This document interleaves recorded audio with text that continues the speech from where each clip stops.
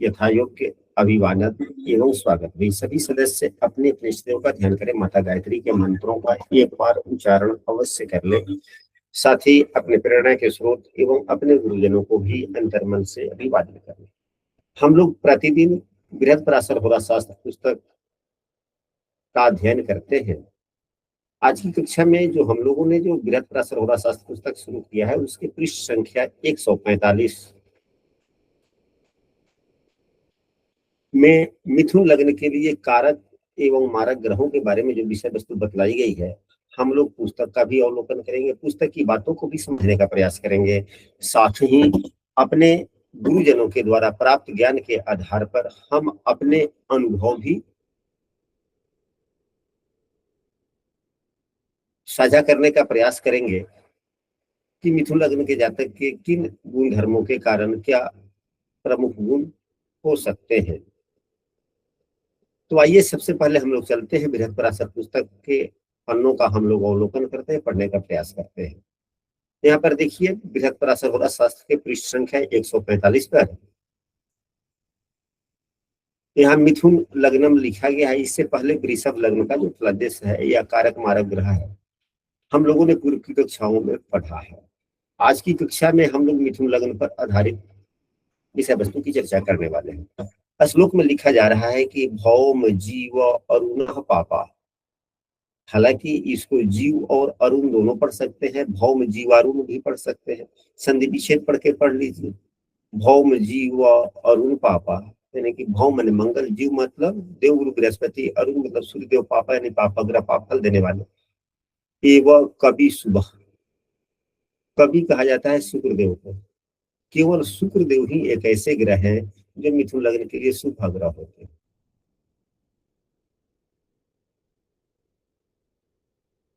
शनैश्चरेण जीवस्य योगो में स्वभाव होता था। हिंदी में अर्थ है कि मिथुन लग्न वाले को भौम, गुरु, सूर्य अच्छे फल नहीं देते, बुरे फल देने वाले होते हैं, पाप फल देने वाले होते हैं। केवल शुक्रदेव ही शुभ फल देने वाला होता है। हम लोग इसको कुंडली पर चलते हैं। मिथुन लग्न की कुंडली जो यहाँ पर बनी हुई है, इस पर यहाँ पर समझने का प्रयास करते हैं कि मंगल, गुरु एवं सूर्य देव पाप ग्रह का काम क्यों, पाप फल क्यों दे रहे हैं। मंगल, गुरु एवं सूर्य, तो मंगल देव को देखा जाए, हम लोगों ने इसी बृहत्पराशर होरा शास्त्र पुस्तक के पूर्व के पन्नों में हम लोगों ने पढ़ा है कि जो ग्रह छठे और 11वें का स्वामी होता है या तीसरे का भी स्वामी होता है, बड़ा अशुभ फल देता है। यहाँ मंगल देव का मूल त्रिकोण राशि 11वें भाव में है एवं दूसरी राशि छठे भाव में है। अतः यह दो अशुभ भाव के स्वामी होने के कारण अत्यधिक अशुभ ग्रह हो गए मंगल देव। देवगुरु बृहस्पति भी पाप फल देने वाले हो गए। क्यों? तो देवगुरु बृहस्पति क्या है, दोनों ही केंद्र भाव के स्वामी हो गए। तो शुभग्रह जब दो केंद्र भाव के स्वामी हो जाते हैं या शुभग्रह यदि केंद्र भाव के स्वामी होते हैं, यदि उनकी मूल त्रिकोण राशि केंद्र भाव में होता है, तो उनकी शुभता समाप्त हो जाती है, उनकी शुभता समाप्त हो जाती है। इसलिए ये शुभ फल देने वाले नहीं रहे, शून्य फल हो गया इनका। ये नहीं कि पाप फल देंगे, लेकिन शून्य फल होंगे। अब मान लिया जाए कि हमको आशा है कि फला व्यक्ति, चाहे पुण्य जी है चाहे कोई भी व्यक्ति है, कि हमें मदद करने वाले, हम इसे मदद करते हैं, लेकिन किसी कारणवश वह एकदम गौण हो जाए, चुप हो जाए, मदद बिल्कुल ना करे,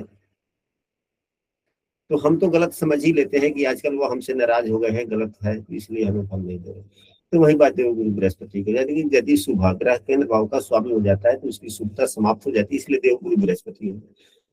सूर्य की बात है तो सूर्य देव तीसरे भाव के स्वामी है। तीसरे भाव के स्वामी अच्छे फल नहीं देते, इसलिए सूर्य देव बुरे फलदाता होगा, यानी कि पाप फल देने वाले होंगे। तो फल तो दो ही प्रकार का हो जाता है, फल दो ही प्रकार का होता है, शुभ और अशुभ। जब शुभ फल नहीं देंगे तो अशुभ फल ही मिलना है। अब इसके बाद में इसी बृहत्पराशर होरा शास्त्र पुस्तक के दूसरे वाक्य में लिखा जा रहा है कि शनि गुरु का योग मेष लग्न वाले के समान ही फलदायक होता है।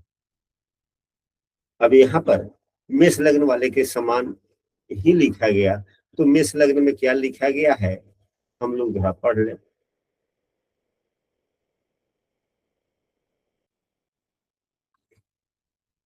यहाँ पर लिखा गया है कि शनि गुरु योग मात्र से शुभदायक नहीं होते किंतु सहायक होते हैं। यहाँ पर शनि गुरु मेष लग्न वाले के ही समान फल देते हैं, यानी कि राजयोग नहीं देते। लेकिन यदि कोई योग प्रदाता ग्रह है और उससे इनकी सानिध्यता बनती है तो उस योग में सहायक बन जाते हैं, न कि शुभ फल देते हैं। तो ऐसा क्यों, शनि गुरु के बारे में ऐसा क्यों लिखा गया? तो यहाँ पर देखा जाए शनिदेव और गुरुदेव, देव गुरु बृहस्पति यहाँ पर क्या है, तो देव गुरु बृहस्पति केंद्र भाव के स्वामी होने के कारण इनकी शुभता समाप्त हो गई। और शनिदेव नवमेश भी है, तो ये अष्टमेश भी है। अष्टमेश का दोष तो है ही, कुछ तो खराब हो ही गया। और यहाँ पर देव गुरु बृहस्पति एवं शनि की जो युति होगी, या नवमेश दशमेश की युति है, ठीक है, लेकिन देवगुरु बृहस्पति में शुभता होगा, शनि संपूर्ण शुभ होंगे तब तो। शनि की भी तो एक भाव, एक राशि अष्टम भाव में है, इसलिए यह योग नहीं। हाँ, अगर इस युति पर अगर शनि गुरु की युति हो जाए, भले शनि गुरु की युति हो जाए और उस युति में किसी अच्छे ग्रह का योगदान हो जाए, जैसे लग्नेश हो जाए, पंचमेश हो जाए, चतुर्थेश हो जाए इत्यादि, दूसरा कोई अच्छे भाव का स्वामी अगर उसमें से संबंध बना लेता है, तो जिस भाव का स्वामी अच्छे भाव, जिस शुभ भाव का स्वामी संबंध बनाएगा, उस भाव से संबंधित अच्छे फल मिलेगा और उस भाव से संबंधित विषय वस्तुओं के सहारे व्यक्ति के जीवन में समृद्धि उन्नति होने की संभावना है।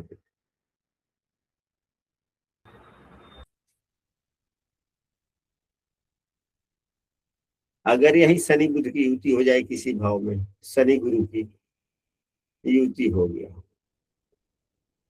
और बुधदेव भी यहाँ पर साथ में हो गए, तो बुधदेव चतुर्थेश भी है, बुधदेव लग्नेश भी, तो योग का निर्माण हो गया, अच्छा हो गया। या यही शुक्रदेव से युक्त हो गए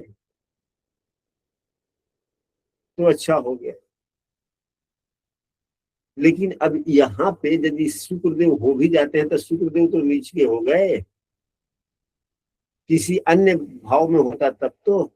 अगर शनि गुरु की युति यहाँ पर हो जाए, शुक्रदेव यहाँ पर हो जाए, तो योग कारक ग्रह के सानिध्यता पा लेने से इनमें योग का फल आगे बढ़ जाएगा। हम सबों को यह समझना है।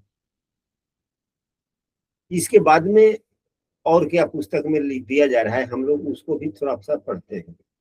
यदि कोई कक्षा में नया है और प्रतिदिन की कक्षा में शामिल होना चाहते हैं तो स्क्रीन पर दिख रहे नंबर पर व्हाट्सएप पर कक्षा में कंटिन्यू हो सकते हैं। अब यहाँ पर दूसरे श्लोक में दिया जा रहा है कि चंद्रमा मारक नहीं होता किंतु सहचर्य अनुसार फल देने वाला होता है। चंद्रमा मारक नहीं होता किंतु सहचर्य अनुसार फल देने वाला होता है। इस प्रकार मिथुन लग्न वालों के फल का विचार करना चाहिए। अब चंद्रमा यहाँ पर दूसरे भाव का स्वामी है। चंद्रमा दूसरे भाव के स्वामी है। चंद्रमा दूसरे भाव के स्वामी है। दूसरा भाव प्रबल मार्केश होता है, प्रबल मार्केश होता है। लेकिन इसी पर आश्रित पुस्तक में पीछे भी लिखा हुआ है, आगे भी पढ़ने को मिलेगा कि चंद्र भानु बिना सर्वे मार्का मार्का अधिपा, ऐसे करके श्लोक हम लोगों ने पढ़ा है ना इसी पुस्तक में पिछली अध्याय में। जी जी, पिछले चंद्र भानु यानी कि चंद्र मतलब चंद्रमा, भानु मतलब सूर्य, चंद्रमा एवं सूर्य को छोड़कर शेष सभी ग्रह मारक बन सकते हैं या हो सकते हैं। सूर्यदेव एवं चंद्रमा कभी मारक स्वयं नहीं होता। हाँ, अगर यही बुरे भाव के ग्रहों के साथ हो जाए, ऐसी बात नहीं है कि चंद्रमा या सूर्य की दशाओं में व्यक्ति की मृत्यु नहीं होती, समस्याएं नहीं आती, आती है। लेकिन जब तक ये दूसरे किसी अकारक या मृत्यु प्रदाता या अशुभ ग्रह से संबंध इनका नहीं होता, तब तक ये मार्केस का गुण स्वतंत्र रूप से नहीं दिखाते। नहीं निभाते।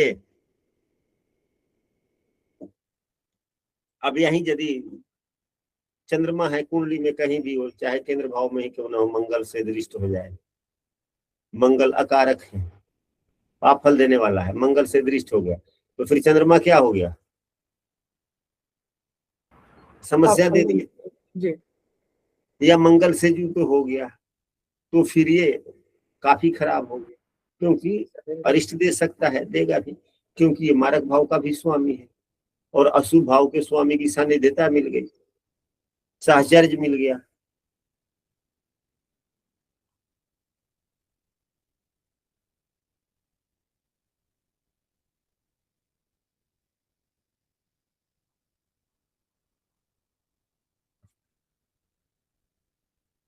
हो गया, रहने दे, हम तारीख देखकर सूर्य स्पष्ट पंचांग से देख लेंगे।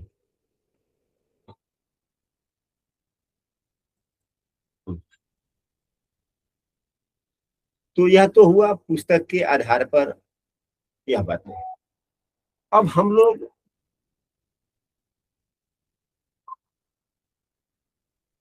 अपने अनुभव के आधार पर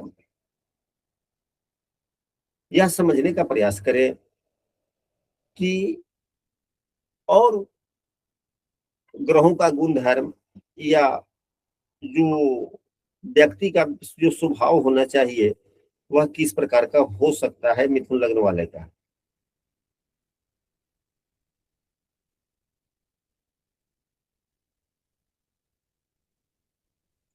भाई क्यों मैसेज करते हो?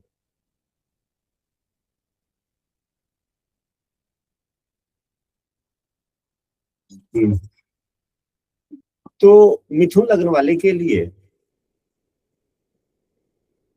साधारणतया हम सब जानते हैं कि पहले मिथुन लग्न वाले के लिए कुछ गुण धर्मों पर चर्चा कर लेते हैं, फिर उसके बाद में कुछ ग्रहों पर भी हम लोग चर्चा करेंगे, फिर से शुक्र पर भी। कारक मारक ग्रहों के बारे में तो हम लोगों ने पहचान लिया पुस्तक के आधार पे, और यदि आप लोगों को स्पष्ट नहीं हो पाया हो तो हम बोल दें। अब जैसे कि चंद्रमा के बारे में चर्चा हो ही गया, बुध देव लग्नेश है, लग्नेश सदैव अच्छे फल देने वाले होते हैं, ठीक हो गया। शुक्र एवं शनि, तो शुक्र देव केवल एक जो कारक हो गए, शनि देव नवमेश है लेकिन उतने शुभ नहीं है। तो शुक्र एवं शनि को हम अच्छा समझ सकते हैं, लेकिन शनि उतना अच्छा नहीं हुआ क्योंकि इनकी एक राशि अष्टम भाव में है, अष्टमेश भी है और सामान्यतः पापक ग्रह भी है और धर्म भाव के स्वामी भी है, इसलिए उतने खराब तो नहीं है, लेकिन उतने उत्तम भी नहीं कहे जा सकते। लेकिन 12वें भाव के स्वामी शुक्रदेव हैं और पंचम भाव के भी स्वामी हैं।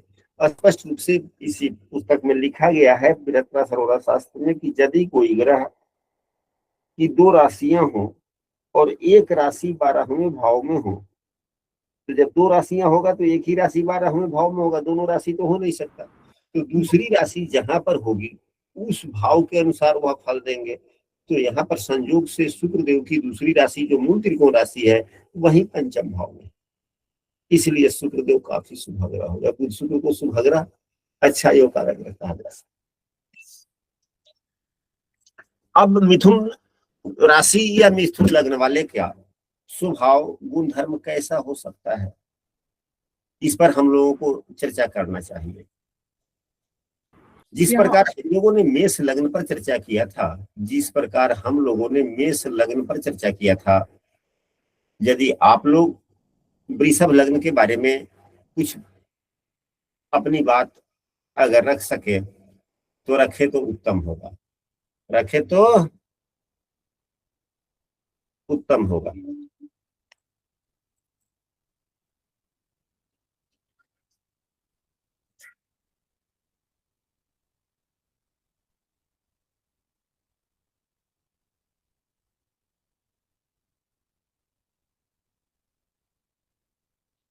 क्योंकि हम लोगों ने जो पढ़ा मेष लग्न एवं वृषभ लग्न के बारे में, तो ग्रहों के भावेशों के गुण धर्म के आधार पर हम लोगों ने जातक के स्वभाव के बारे में समझने का प्रयास किया था।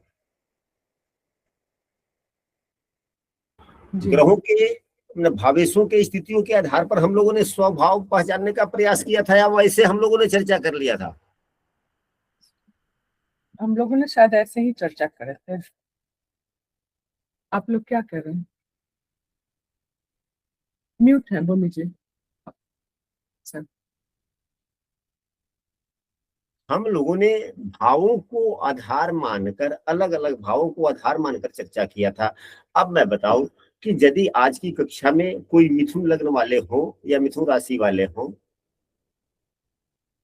दोनों में थोड़ा अंतर होगा, लेकिन बस बात सोचने की अंतर होगी। लग्न जो है, लग्न हमारे शरीर का प्रतिनिधित्व करता है, क्योंकि शरीर का जन्म होता है। चंद्रमा हमारे मन का प्रतिनिधित्व करता है, चंद्रमा हमारे मन का प्रतिनिधित्व करता है, और लग्न हमारे शरीर का प्रतिनिधित्व। अब मिथुन लग्न वाले जातकों का चंद्रमा कहाँ होगा, तो नहीं कोई पता। हम सीधे दोनों को ही आधार मान लेते हैं कि लग्न ही मिथुन लग्न हो या चंद्रमा भी मिथुन लग्न राशि में हो, तो व्यक्ति अगर लग्न मिथुन लग्न का हो, तो व्यक्ति वैसे शरीर से बड़ा मजबूत होता है और काम करने में साहसी होते हैं, परिश्रमी होते हैं। क्यों?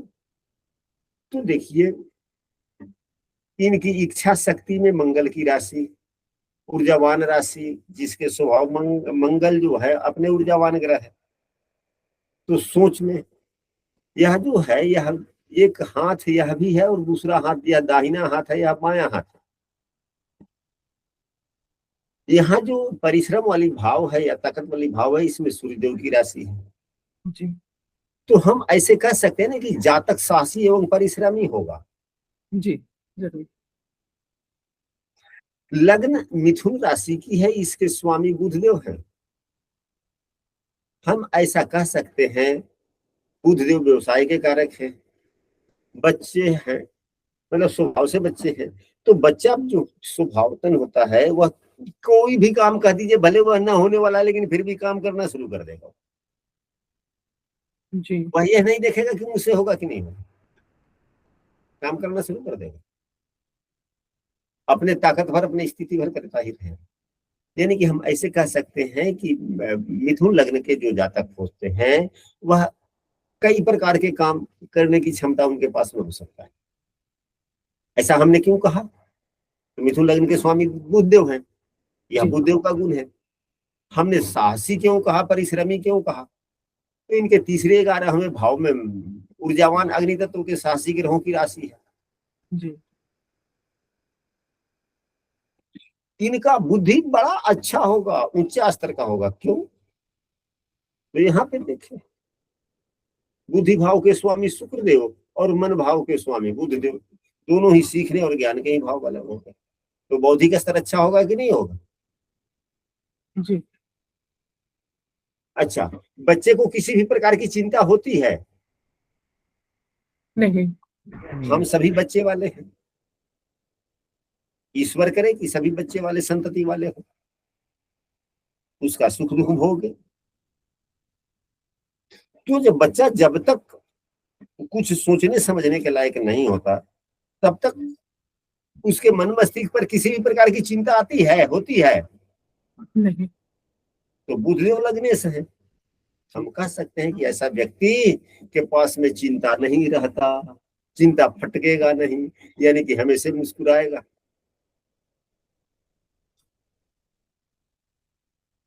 बच्चे जल्दी जल्दी भावुक भी हो जाते हैं, बड़ा जल्दी भावना में बह जाते हैं, प्रेम पूर्वक भावना में भावुक बात बोलिए तब तुरंत लिपट जाएंगे आपसे ना।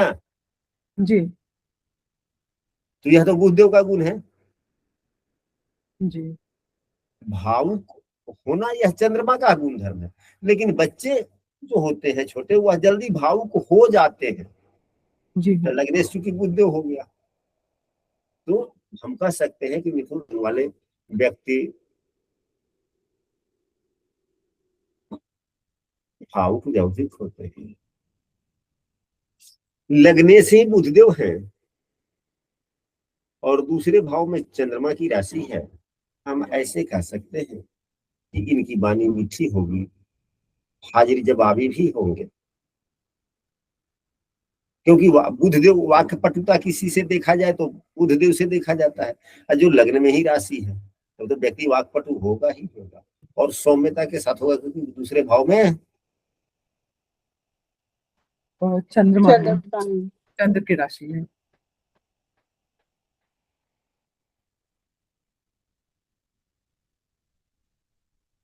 अपनी बातों को बहुत अच्छे ढंग से कह सकते हैं, क्योंकि वाणी में भी सुभद्रा की राशि और यहाँ पर शुक्रदेव की राशि बुद्धिमता भाव है, तो बड़े अच्छे ढंग से अपनी वाणी को रख सकते हैं।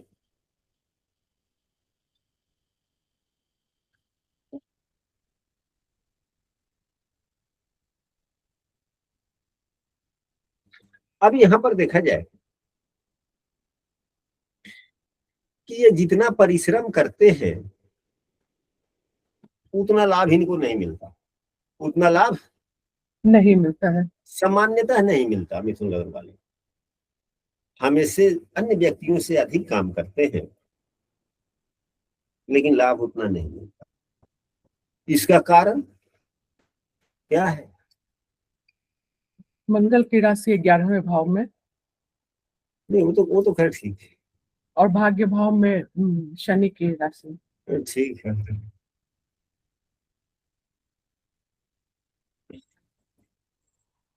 कर्म का फल ना, तो यह तो जी काम ही उचित नहीं हो पाया ना, मेहनत करवा दिया, क्योंकि भाव का स्वामी तो अपना पूर्ण फल देने के लायक ही नहीं रहा ना, क्योंकि देवगुरु बृहस्पति हैं, पूर्ण फल देंगे। जी केंद्र में हो गए इसलिए केंद्र में स्वामी हो गया, सुबह तो समाप्त हो गई ना। जी गुरुदेव के फल। और यह कुंडली के 10वां भाव का 10वां भाव भी, यानी कि 7वां भाव, दोनों भाव के स्वामी हो गए। भावत भावों से भी ले लीजिए तब भी, यानी कि यदि पुरुष की कुंडली हो तो काम मेहनत से करेगा, नहीं भी होगा तो वैसे रहेगा। उसकी पत्नी भी बोलेगी जाने दीजिए ना, भगवान जैसे ले चलते हैं, रहने दीजिए, क्योंकि यहाँ भी देवगुरु बृहस्पति की राशि है। यहाँ थोड़ा सा कम आलस करेगा तो पत्नी भी कहेगा ठीक है जी, रहने दीजिए ना, ठीक है जी, रहने दीजिए ना, क्योंकि यहाँ भी तो देवगुरु बृहस्पति है। तो परिश्रम के अनुरूप व्यक्ति को फल नहीं मिलेगा।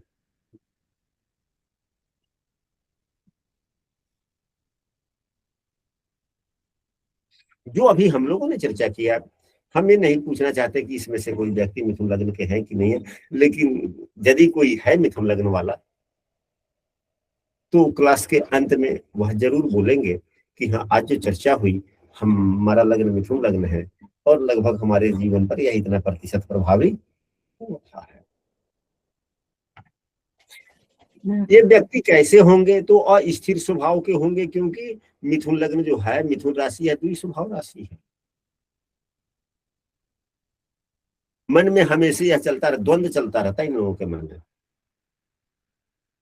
ये करे कि वो करे, ये करे कि वो करे, ये करे कि वो करे, अपने फैसले पर भी बार बार आगे पीछे हो जाना, क्योंकि लग्न की राशि भी स्वभाव।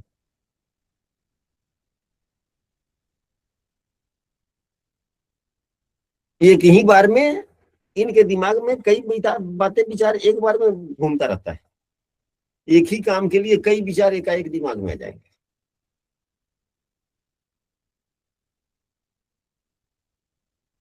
इसलिए हमारे गुरुजनों का कहना है कि जो व्यक्ति द्विस्वभाव लग्न में जिनका जन्म हुआ है, वह स्वयं का फैसला अपने से, जीवन के किसी भी विषय वस्तु का फैसला अपने से न ले। जितना फैसला आप अपना स्वयं का लीजिएगा उतना थोड़ा समस्या बढ़ सकता है। अपने जीवन साथी से ले, हो सकता है कि उनका लग्न दूसरा हो, द्विस्वभाव करना, अपने गुरुजनों से ले, माता से ले, पिता से ले, बड़े भाई से ले, निर्णय में सहमति किसी दूसरे से जरूरी। घर का मालिक ना बने, घर का मालिक ना बने। ना बने।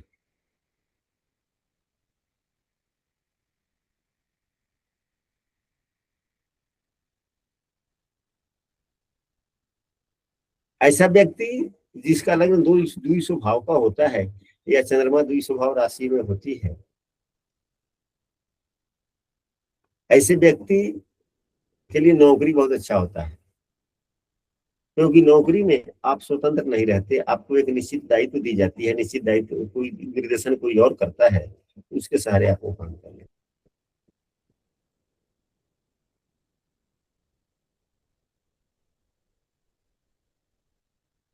तो यह तो हुआ मिथुन लग्न के कुछ सामान्य गुण धर्म एवं विशेषताएं,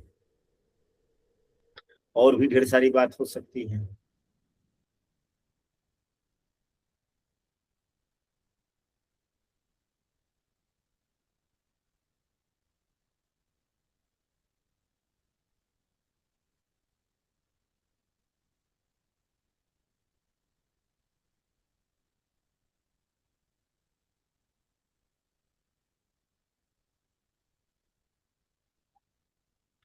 मिथुन लग्न वाले, यदि लग्न पर शुभ ग्रह की दृष्टि है, यदि लग्न शुभ प्रभावित है, बुध देव भी अच्छे हैं,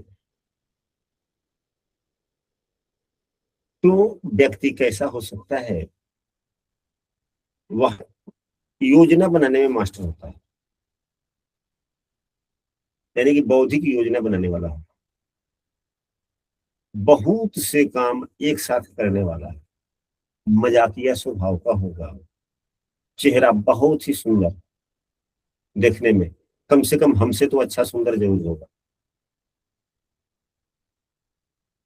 तर्क संगत बात बोलने वाला होगा, उत्साह ही विचार उत्साहवर्धन करने वाला बात रखेगा, बोलेगा,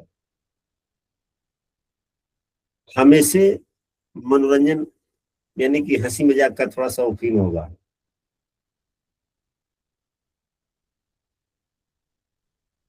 अगर बुधदेव ठीक है, लग्न भी ठीक है, तो हमेशा कुछ ना कुछ सीखने की बात सोचता रहता है, भले आवश्यकता ना है, लेकिन फिर भी नया कुछ देखेगा तो उसको जरूर ध्यान से देखेगा, समझेगा, सीखेगा, भले उसको जीवन में उसकी आवश्यकता पड़े ना पड़े, लेकिन मन में सीखने की कुछ भावना जरूर रहती है।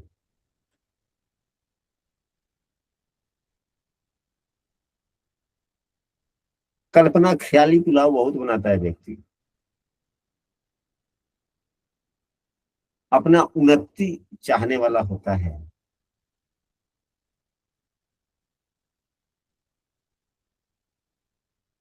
जिसके मिथुन लग्न का है और लग्न पर बुध की दृष्टि हो और बुधदेव भी अच्छे हो, यानी कि बुध लग्न पर कार्य, लग्न शुभ या शुभ प्रभावित हो, बुध भी अच्छे ठीक ठाक हो, तो व्यक्ति सिंगल कोई दुकान नहीं करता, अगर दुकान भी करता है तो वहां पे तरह तरह के सामान रखेगा वो, एक सामग्री की दुकान नहीं करेगा वो, तरह तरह की दुकान सामग्री रखेगा, ताकि अधिक से अधिक प्रकार के लोग आ सके।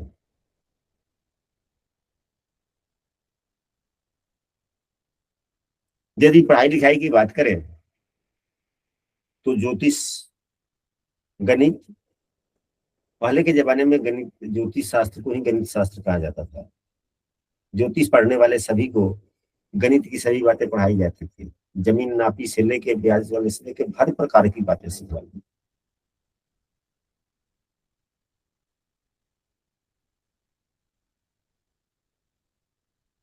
यदि यही बुधदेव खराब हो या लग्न पाप प्रभावित हो, तो विचारों में काफी परिवर्तन, बुद्धि में परिपक्वता की कमी दिखना, यानी कि डगमगाने वाला बुद्धि, हाँ कह दिया फिर भी ना, न कह दिया फिर भी हाँ, हल्की समस्या हुई नहीं कि व्यक्ति अशांत हो गया, बेचैन हो गया, डर गया, क्योंकि यदि लग्न पाप प्रभावित हो, लग्न कमजोर हो,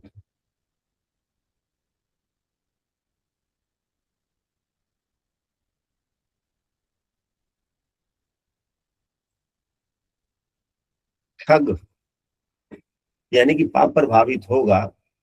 बच्चे तो है तो अपने माँ, बच्चा अगर आप है 8-10 साल का लड़का है, सबके घर में हुआ है, आज किसी के बच्चे बड़े हो गए हैं, या किसी के बच्चे अभी छोटे ही हैं, लेकिन जिसके बच्चे बड़े हो गए हैं उनके बच्चे भी तो कभी छोटे थे, 8-10 साल के थे। तो जब आपके बच्चे 8-10 साल के थे, 5-7 साल के थे, तो अपनी इच्छाओं की पूर्ति करने हेतु कितना ठगते थे आपको। उस समय से तो हम भी गुजरे हुए हैं। हमारे बच्चे अब बड़े हो गए हैं। छोटा वाला बच्चा अभी 20 साल से अधिक का हो गया, बड़ा वाला तो उससे भी अधिक है। तो हमारा लड़का भी तो 10 साल से कम उम्र का कभी था, तो अपनी इच्छा पूर्ति हेतु हमें ठग लेता था। कि आप लोगों का लड़का बच्चा कभी आप लोगों को बच्चा संतान कभी आप लोगों को ठगा है कि नहीं ठगा है। झूठ बोल करके पैसे लेना, चाहे बात अपनी मनवा लेना।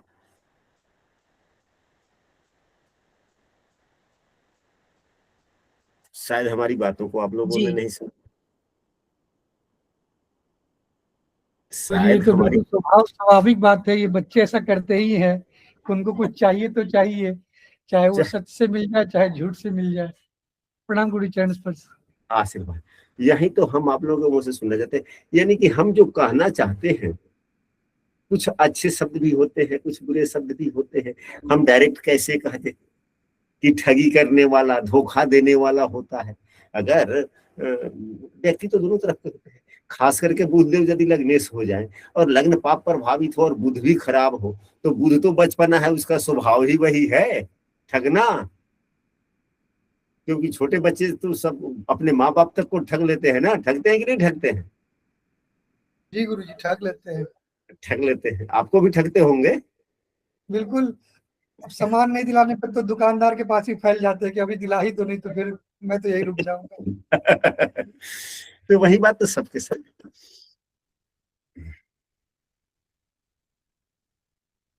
बेसब्र हो जाना, चिड़चिड़ापन, मनमौजी।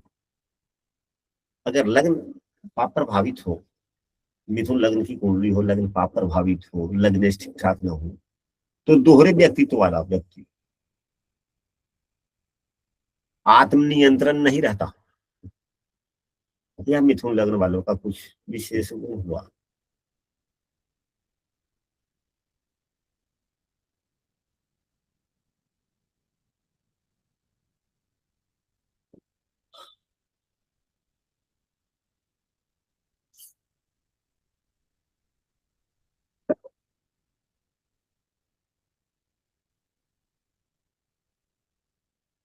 तो हम लोगों ने आज की कक्षा में यह सब पढ़ा। अब कुछ हम लोग थोड़े एक दो योग के बारे में पढ़ ले।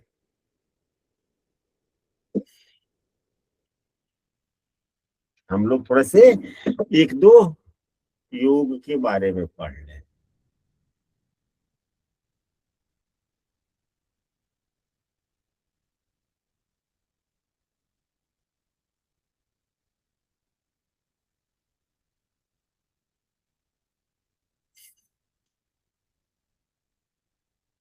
अगर जिस राशि का लग्न होता है, लग्नेश के आधार पर व्यक्ति को काम करने में लग्नेश जो भी ग्रह होता है, हालांकि कार्यों का निर्धारण तो दसम भाव करता है। कार्यों का निर्धारण दसम दसम भाव करते हैं गुरु दसम जी। भाव करता है। लेकिन लग्नेश जिस जो ग्रह होता है, उस ग्रह के काम में व्यक्ति की एक्स्ट्रा रुझान जरूर रहती है। भले काम कोई व्यक्ति क्यों ना करे, लेकिन आपके लग्नेश जो भी है, उस ग्रह से संबंधित कार्यों के प्रति आपका थोड़ा अलग प्रकार का रुझान जरूर रहता है। तो यहाँ पर बुधदेव यदि होते हैं, तो बुधदेव के हम लोग कार्यों पर थोड़ा चर्चा कर ले। चाहे वह दसम भाव से ही संबंध बनता हो, या दसम भाव में ही बुधदेव की राशि हो, या बुधदेव बैठे हुए हो। जब बातें चर्चा चल गई तो उस पर भी 1-2 मिनट चर्चा कर ले। तो यदि आजीविका या व्यवसाय, व्यापार इत्यादि के लिए संभावित ग्रह आपके कुंडली में बुधदेव बनते हैं,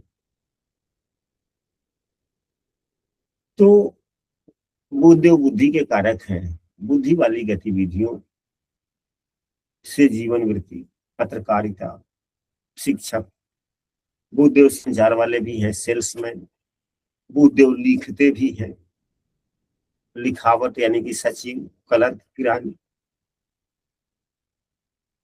बुद्धदेव संचार के भी कारक हैं। तो टूर ट्रैवल के कारक यानी कि यात्रा करवाने वाला प्रतिनिधि, गाइड है, या हवाई यात्रा करने वाला नौकरी,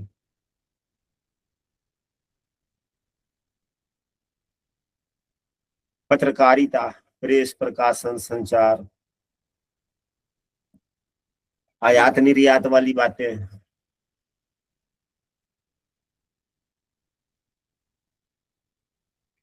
बुद्धदेव अगर है तो अगर ठीक ठाक है तो यदि आप व्यवसाय करते हैं तो पार्टनरी में, साझेदारी में व्यवसाय,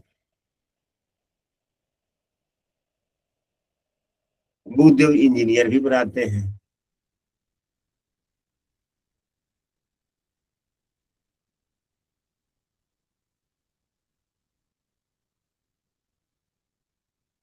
इत्यादि ढेर सारे कार्य इनके क्षेत्र में आते हैं।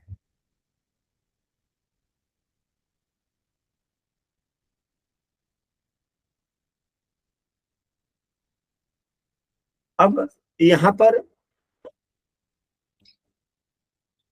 यदि धन योग की बात की जाए, यदि धन योग की बात की जाए तो देवगुरु बृहस्पति बुध की युति और उसमें चंद्रमा की सहभागिता हो जाए, यानी कि मिथुन लग्न में गजकेसरी योग भी उतना प्रभावी नहीं होता। मिथुन लग्न में गजकेसरी प्रभावी नहीं होता गुरुजी। गुरु चंद्रमा की युति हो जाए उतना प्रभावी नहीं होता, क्योंकि देवगुरु बृहस्पति यहाँ पर अपना शुभत्व इनका समाप्त हो गया है इसलिए। और चंद्रमा यहाँ पर जो है यह साहचर्य गुण देने वाले हैं, दूसरे भाव के स्वामी हैं, धनेश हैं, तो साहचर्य गुण तो गुरु के जैसा फल इनका हो गया। तो फिर देवगुरु बृहस्पति तो शुभ फल देने से भूल ही गए। अगर इसमें बुध की सहभागिता हो जाए या शुक्र की सहभागिता हो जाए तो यह बहुत उत्तम योग हो जाता है।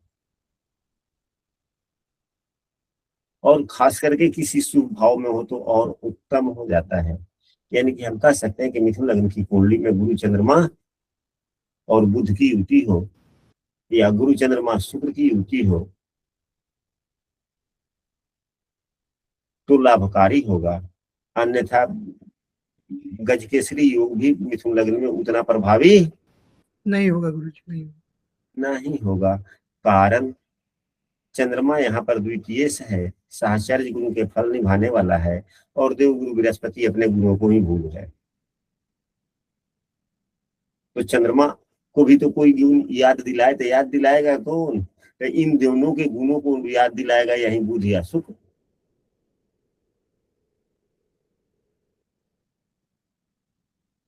शनि भी उतना याद नहीं दिलाएगा, हालांकि भाग्य भाव का स्वामी है, लेकिन वह अष्टमेश भी तो है, इसलिए तो ये वाली बात है। ठीक है, कुछ ऐसे सूत्रों पर हम सबों को चर्चा करना चाहिए। यदि हम लोग ऐसे सूत्रों पर चर्चा न करें तो फिर पुस्तक का अध्ययन करना ही बेकार होगा। पुस्तक में तो एक वाक्य लिख दिए गए तो क्या उतना ही पढ़े? आप लोगों ने कॉलेज में जरूर पढ़ा होगा, खैर आजकल तो पढ़ाइयाँ ही बहुत कम हो गई, लेकिन पहले के जमाने में पूरा क्लास चलता था, हर क्लास की हाजिरी होती थी।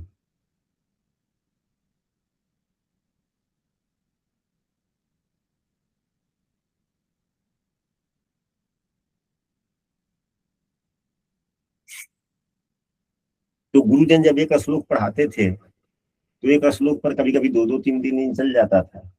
बात श्लोक का अर्थ बतला दिया और उसी समय जो बातें दिमाग में आ गई वो उस पर चर्चा होने लगा, उसमें कुछ बाकी रह गया, तब तक घंटी बज गई। अच्छा कल याद दिलाना, कल फिर बतला देंगे। तो उसमें से जिज्ञासु विद्यार्थी, हाँ सर जी, हाँ। तो सर जी तो कोई कहता नहीं था, संस्कृत शिक्षक गुरु जी, हाँ गुरु जी कल याद दिला देंगे। अब मान लें कि 10, 20, 50, 100 विद्यार्थी है तो उसमें से 10-20 विद्यार्थियों को इच्छा है कि भाई बतवा को आगे पूरा जान ले। अब जैसे गुरुजी क्लास में आए, अब गुरुजी कल यहाँ तक ये बतवा छूट गया था तेरा, इसको बतला दीजिए, हो गया, पूरे सेशन समाप्त हो गए, 10 श्लोक भी नहीं पढ़ पाए। लेकिन विवेचना शक्ति तो सुनने को मिलती थी। जो वही 10 श्लोक पढ़ लेते थे तो पूरे पुस्तक को समझने की शक्ति मिल जाती थी। पहले के जमाने की पढ़ाई ऐसा था कि पुस्तक का 2-4-10 पन्ना ही पढ़ा दिया गया गुरुजनों से, वही काफी है। वही 10 पन्ना में इतना मानसिक विकास हो जाता था कि पूरे पुस्तक समझने की क्षमता आ जाती। जरूरत नहीं पड़ती थी जी गुरु जी। लेकिन आज के जमाने में हर एक पन्ने को समझने की आवश्यकता है।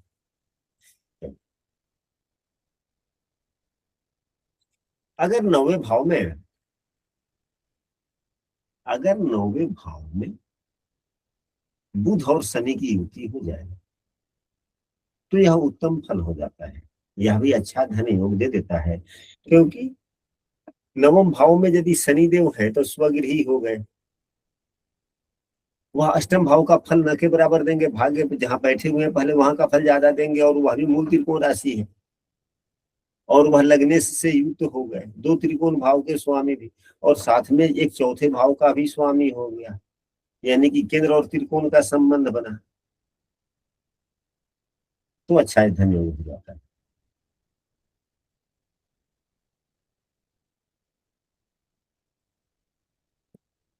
अच्छा धन योग देता है। गुरु जी शुक्र और शनि की युति पंचम भाव में हो तो यह भी ठीक है। अब शुक्र और शनि,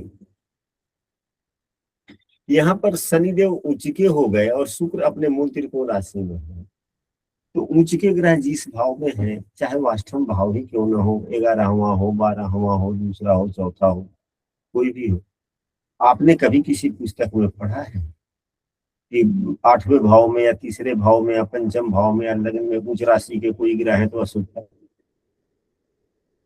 नहीं, एक नहीं।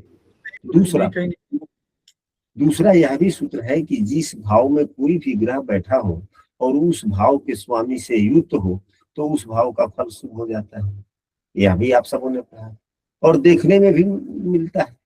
यह पुस्तक की बातें नहीं, पुस्तक की तो बात है ही, साथ में यह व्यवहारिक दृष्टिकोण में भी परिलक्षित होता है, तब तो अच्छा फल है। परंतु यहाँ पर एक सुझाव दिया जाता है, फिर यदि किसी छोटे बच्चे की कुंडली है और बच्चा मैट्रिक से नीचे है तो अभिभावक उसका माता पिता पढ़े, बच्चा नहीं पढ़ेगा, माता पिता को पढ़ना पड़ेगा।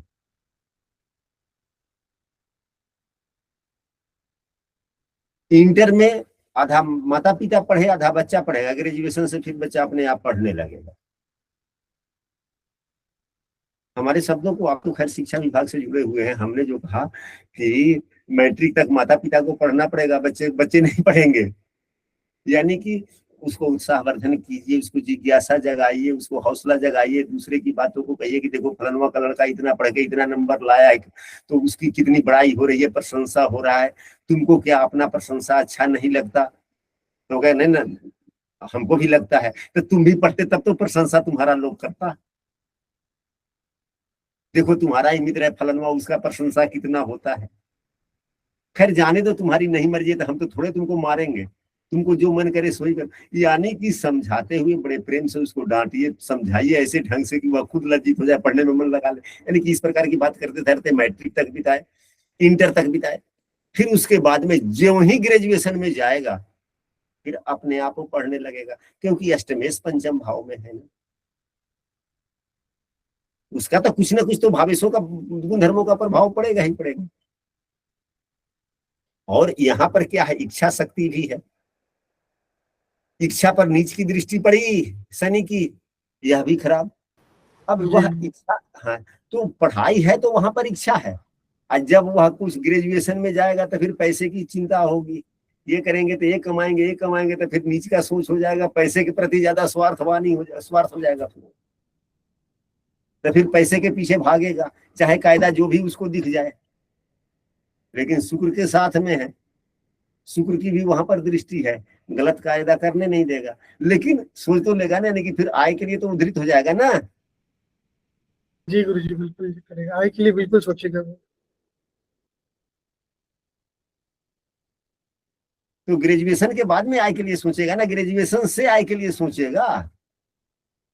ग्रेजुएशन के बाद से सोचेगा, मतलब ग्रेजुएशन से ही शुरू कर देगा कि मुझे अपने लिए कुछ करना है, बेहतर करना है। ना ना, जब उसको एहसास हो जाएगा, जब उसको एहसास हो जाएगा, और एहसास होने की जब उसके पास में दिमाग हो जाएगा, मेंटलिटी हो जाएगा कि पिताजी कितने दिन तक हमको पैसा देंगे, एक सीमित समय के लिए सीमित पैसा देंगे। जब वह सीमित समय समाप्त हो जाएगा तो फिर अभिभावक पैसा नहीं देंगे, तो फिर मेरा खर्चा कैसे चलेगा, यह समझने की क्षमता जब हो जाएगी, तब यह नीच का जो दृष्टि है वह एक्टिवेट हो जाएगा। आज जब तक यह मानसिक दिमाग में यह सोचने की क्षमता नहीं होगी, तब तक तो वहां पर नीच का फल है ही, मन तो किसी काम में जल्दी लगेगा ही नहीं। तो कुछ इस प्रकार से देख सकते हैं। चलिए ठीक है, अच्छा हुआ।